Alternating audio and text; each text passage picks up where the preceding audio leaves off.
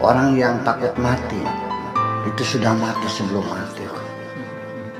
Makanya jangan pernah takut mati. Kematian itu bukan urusan kita. Kita tidak dilibatkan oleh Tuhan untuk menentukan cara mati kita.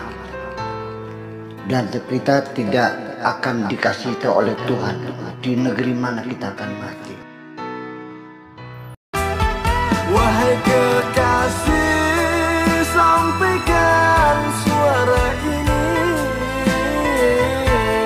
Tangis rindu ingin seperti dirimu. Saya kira langkah awal itu bukan bagaimana membersihkan hati, tapi langkah awal adalah langkah identifikasi dulu.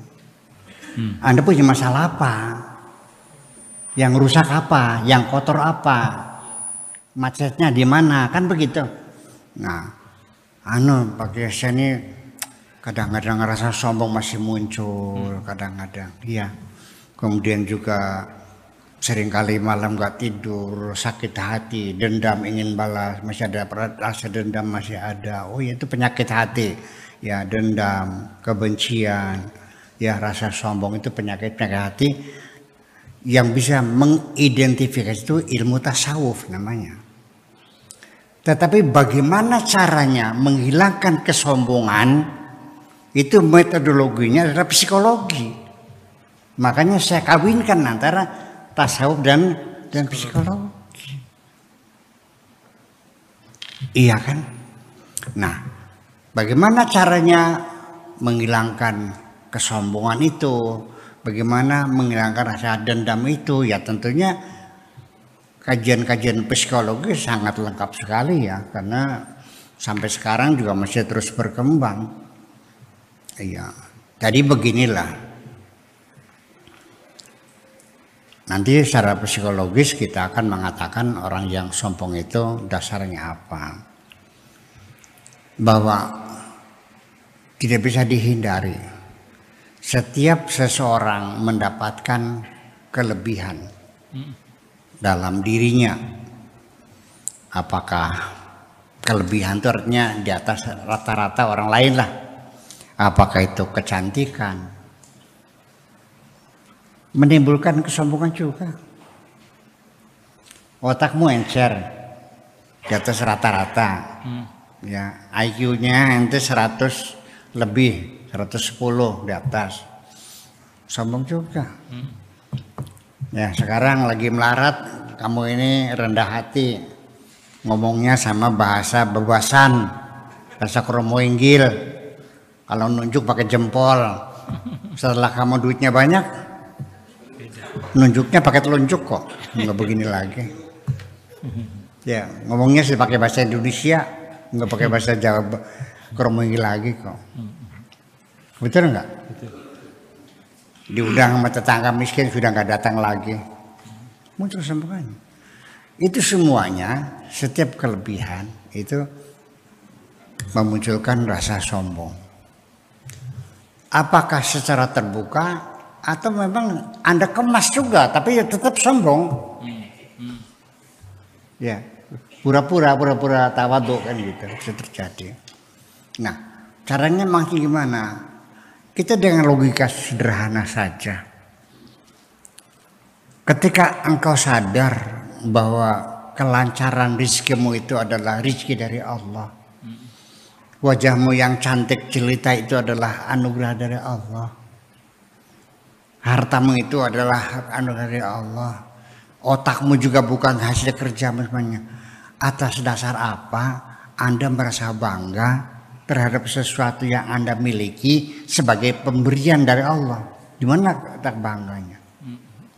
Makanya saya berkata berulang-ulang, ketika saya disanjung dengan cerdas, Buya tuh cerdas, saya nggak seneng, biasa aja. Ya kenapa? Karena kecerdasan saya adalah pemberian Allah aja, bukan hasil kerja saya kok. Mulai dipaij. Apa saja yang kau dapatkan dari pemberian, atas dasar apa Anda bangga? Nah, tetapi kalau ketika saya disanjung Buya Sugeng pinter, kayaknya 1/1000% lah. Mungkin saya ada sedikit senengnya kan gitu. Karena saya merasa banyak baca buku, betul nggak? Kalau cerdas kan nggak belajar, ujuk-ujuk dikasih gitu aja, membimbing gitu. Nah semacam itu. Dan kemudian lagi cara mengatasinya bahwa supaya kita tidak sombong, secara psikologis, Anda harus tahu bahwa orang sombong itu selalu merendahkan orang lain. Kalau Anda ingin punya kepribadian yang disuka oleh orang, jangan kau munculkan kesombonganmu itu. Ya kan? Betul nggak? Nah kalau Anda tidak disuka oleh orang, Anda yang rugi siapa? Anda sendiri kan? Jadi di situ nanti dari sisi psikologi akan berbicara tentang untung ruginya, baik dan buruknya terhadap diri kita sendiri. Sebagaimanapun yang membuat kita itu terdorong, termotivasi untuk berbuat atau mendengar sesuatu adalah keuntungan yang kita peroleh. Ya, dan bahaya kerugian yang bisa dihindari diri kita. Nggak usah cerita pahala deh. Ya, saya kira lebih tertarik kita mendapat keuntungan secara materi di dunia ini. Anda akan banyak temannya, Anda banyak rezekinya, Anda dihormati orang. Betul nggak? Daripada ganjaran-ganjaran nggak paham saya mah. Iya, nanti pahalanya ngapain itu untung pahala? Iya, bahwa ketika Anda rendah hati, sopan, hormat pada orang, tidak memunculkan kesombongannya, Anda temannya banyak. Kalau temannya banyak, rezekinya banyak enggak? Anda buka warung, tapi nggak punya teman, yang beli siapa? Anda nyalon pengen jadi kuwu, nggak punya teman, temennya nggak ada, yang nyoblos siapa? Istrinya. Rezeki itu datangnya melalui kantong-kantong orang juga kok. Nggak ujuk-ujuk dari langit bluk uang itu nggak ada uang dari langit tuh. Di hutan juga nggak ada duit, yang ada duit di pasar, sama di kantor-kantor pemerintahan ya. Jadi di situ nggak ada. Nah itu semuanya kita pertimbangkan dalam beragama itu seperti itu. Keuntungannya yang fisik yang ini. Jangan menghayal kepada ganjaran bidadari. Masa tengah malam sholat menghadap Allah, pikirannya bidadari cantik, masih perawan ting-ting yang belum pernah berdarah-darah, belum pernah diperawani oleh manusia dan jin. Saya mau nanya, turunin tentara bidadari yang matanya berlok-berok, maksuratun fil khiyam, yang dikerem di tenda-tenda, lam yatmithuna insun walajan, yang belum diperawani oleh manusia dan jin, masih perawan ting-ting. Masa menghadap Allah otaknya mikir bidadari yang perawan ting-ting? Pakai etika dong. Iya kan? Gimana lagi? Itu mah Allah yang bicara, itu mah hak mutlak Allah itu mah. Tapi si ada kiai kah? Aja gayanya kayak Gusti Allah. Betul nggak? Itu Allah yang bicara, silakan. Allah Tuhan saya, apapun silakan, dia bebas berbicara, dia punya hak segala macam hak Tuhan. Tapi kita sebagai mubalik, sebagai juru dakwah, ya jangan gayanya ngomongnya seperti Allah juga. Nyintil nih kita nang, gotek cangking surga nih, idih. Paham nggak? Saya pernah mendengarkan tek cangking surga nih. Nanti saya teng-teng kamu, saya tuntun ke surganya. Seperti telah meyakini dirinya bakal masuk surga kan, macam-macam itu.